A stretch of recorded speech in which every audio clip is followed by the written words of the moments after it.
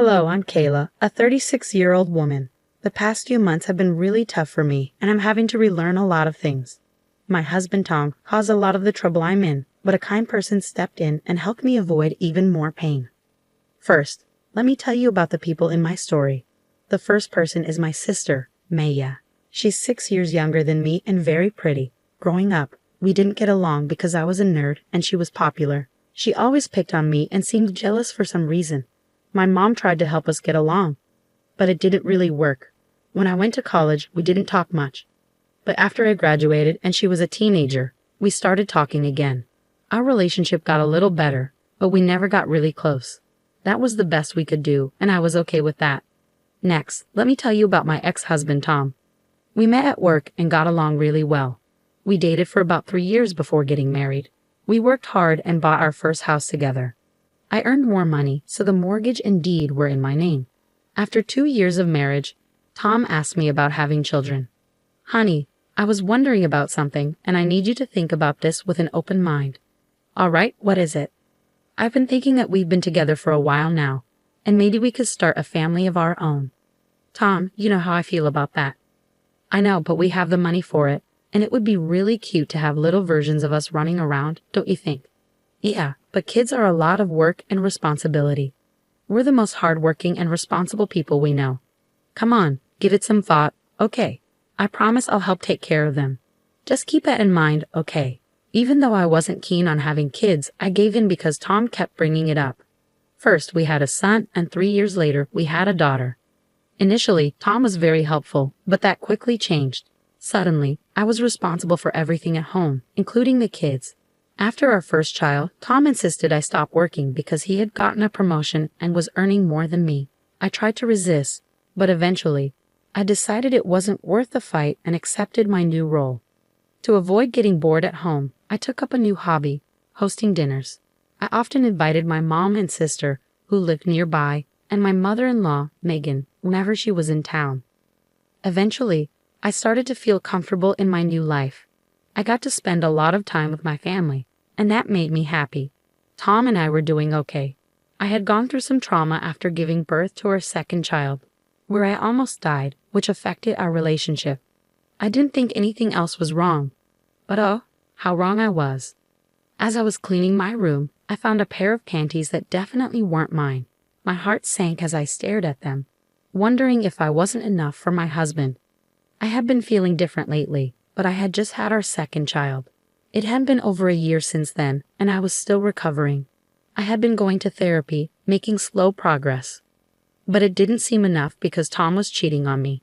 Once the shock wore off, I was filled with anger and betrayal. I needed to know who my husband was cheating on me with and why. First, I sent Tom a picture of the underwear and asked him whose they were. Then, I checked his laptop. I logged into his social media accounts and went through his chats. At first, I didn't see any unknown women, which confused me more. I looked through his messages but found nothing. In my desperation, I went through every chat, even though I knew it was foolish because everyone in his contacts was someone. I couldn't believe that anyone in my life could hurt me that much. Then I realized that my sister's contact ID was everywhere I looked. At first, I didn't think much of it because why would my sister and husband talking be suspicious? But when I checked their chats, I felt sick to my stomach. They were full of pictures and videos of them in bed, messages about how much they love each other, and plans for Tom to leave me. I couldn't believe my own sister would do something so awful. Our relationship had never been perfect, but this was a whole new level of betrayal. First, I threw up because I was so disgusted. Then, I tried calling Tom, but he didn't answer. So I called my sister. Maya, hey, what's up? Don't hey, what's up me? Seriously, what's wrong with you? I don't know about mine, but I do know that I found a pair of your panties in my bedroom. Have you been sleeping with Tom? Yeah, for a while now. Why, Kayla? Seriously, you thought it was okay to sleep with my husband because you thought I was boring. And being my sister didn't even stop you. Look, I thought I was helping you out. I was keeping Tom busy so you could focus on the kids. Are you serious? That's the dumbest thing I've ever heard. Look, we didn't mean for it to go this far. Okay.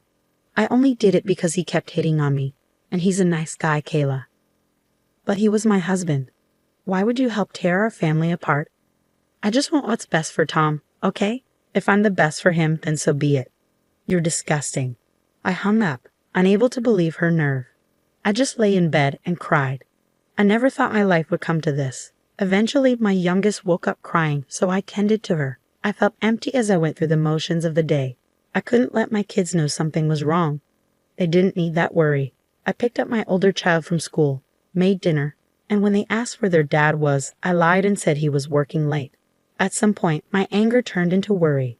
It was almost 11 o'clock at night, and Tom still wasn't home. I tried calling him multiple times, but he didn't answer. I even tried calling my sister to see if he was there, but she didn't pick up either. Exhausted from the day, I went to bed, hoping it was all just a bad dream.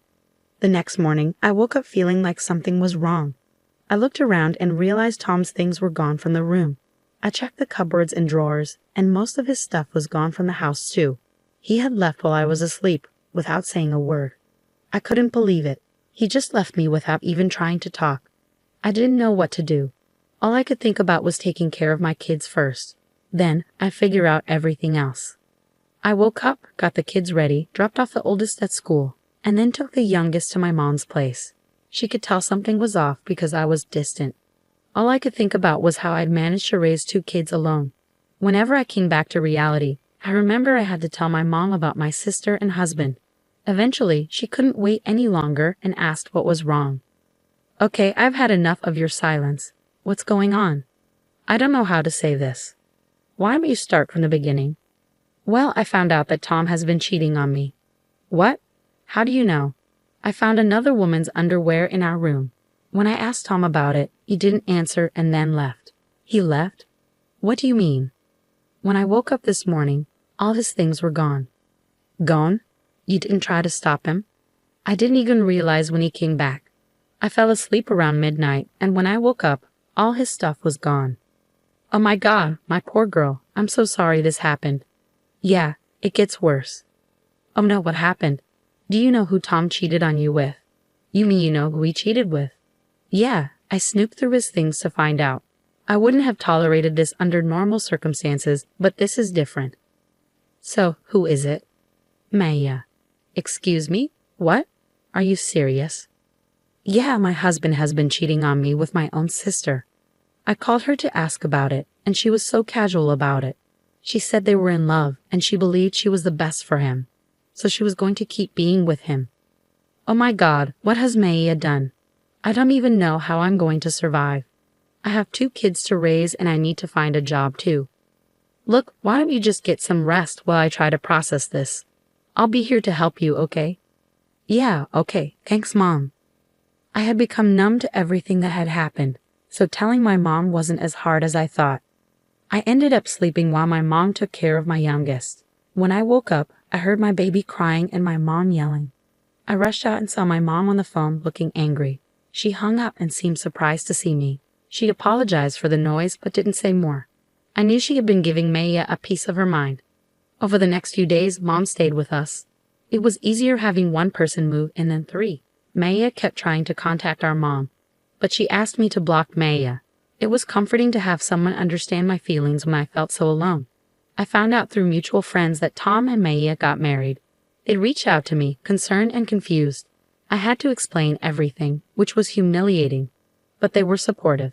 They all blocked Tom and Maya and refused to associate with them. But I found out they got married the day after Tom left us. It hurt to know, but I shouldn't have expected anything different from them. When I told my mom, she was furious. You should know, my mom is usually calm, so seeing her so angry with my sister was surprising. It was great to have her financial support. She wasn't obligated to help, but she did her best for us.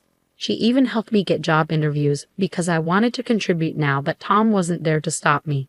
Taking care of the kids was manageable, but when they asked about Tom, I had to hold back tears. Still, we got through it. A week later, I got a letter from Tom. I didn't want anything to do with it. I figured it was some apology, but I was done with him. A week was too long to try to fix things, especially after he ran away from his family. So I did the next best thing I could think of. I burned the letter. But afterward, I couldn't help but be curious about what it said. Sometimes I wished I had read it before burning it, but then I reminded myself that nothing he could have said would change how I felt about him and what he did. The next day, my mom and I took the kids to the fair. We had a blast, and it was nice to be in a lively place after everything. I finally got to have fun and laugh, which felt great after such a tough time. That night, my mom and I relaxed with a bottle of wine, and I told her about the letter. So something came in the mail for me last night. Oh, what was it? It was a letter from Tom. What? What did it say? I don't know. What do you mean? You opened it, right? No, I didn't want to deal with anything he had to say, so I burned it. You burned it? Kayla, what if they were official divorce papers? The envelope didn't look legal at all. I'm sure it wasn't that. Well, if you're sure. What do you think was in it? I don't know. Maybe a weak apology or a request for his stuff back. I wouldn't be surprised. But how are you feeling about all of this now? Well, today was a good day. It's tough, especially when the kids keep asking where their dad is. What do I even tell them? It's slowly getting better, but only a little. As long as it's improving. I'm always here for you, and just so you know, I'm planning to cut ties with your sister. Everything I have will go to you and the kids. Oh, Mom, that means a lot. But are you sure? Maya is still your daughter. I know you and Maya had your differences, but what she did is unforgivable. I raised both of you better than this, and Maya clearly didn't care. So she's no longer my daughter. I would have been upset if Mom changed her mind easily, but I knew Maya was still her child. I couldn't imagine how hard it must have been for Mom to make that decision, because I could never do that to my kids. It made me even more grateful to have someone so supportive.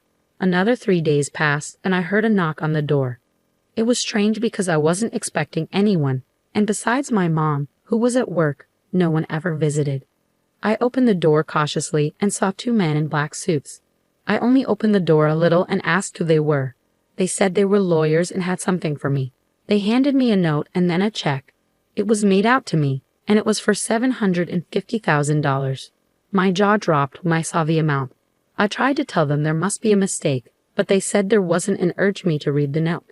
The note began with, "Thank you for saving me." As I read on, I realized the money was from my mother-in-law, Megan. She explained that she had visited us 3 days ago, but no one was home. She called Tom, who tried to make it seem like he couldn't get in, but I had changed the locks after he left. Megan sensed something was wrong with Tom's behavior and pressed him until he confessed everything. She was disgusted by his actions. Megan felt sorry for what I had gone through and decided to leave all her inheritance to me and her grandkids. She thanked me for preventing her from making a mistake and for not trusting her son with her assets. That's what the check was for. The lawyers then told me that Megan had been terminally ill and had passed away just the day before. She wanted me to have the money right after her death to ensure her daughter-in-law and grandkids were well taken care of. Tears filled my eyes at Megan's kindness and loss. She was truly remarkable, always standing up for what was right. It was one of the reasons Tom had always been afraid of her. Yet I found her comforting. She stayed true to her word and supported me until her last breath. A few days later, Tom called. I already knew what he was going to say, but I decided to hear him out. "What did you do? What do you mean?" "You know exactly what I mean, Tom. You'll have to be more specific. What are you talking about? Why weren't you home that day? I specifically asked you to be. I sent you a letter asking you to pretend everything was normal while my mom visited." "Oh, is that what the letter said?" "You didn't read it." "No, I burned it." "You betrayed me. My mother was going to help me with the inheritance, but you took it all because you're selfish." "That's ironic coming from you. You abandoned your family and only cared about contacting me when it involved your inheritance. Love can't be forced. I did what was best for me, and your mother did what was best for us. Don't ever try to contact me or the kids again. Goodbye." After that, things moved quickly. I filed for divorce, and I was granted full custody of the kids. Tom tried to fight for the inheritance, but Megan had made it clear that I was the one to receive it, so he didn't succeed. Tom and Maya tried to pressure me into giving them some of the money, but I stood my ground and refused. Life has become easier since we got the money. I put a portion aside for my kids' college and invested the rest. My mom could retire, and I started working. My kids have come to terms with their dad not coming back, and when they're older, I'll tell them everything. I'm still hurting, but I know things can only get better from here.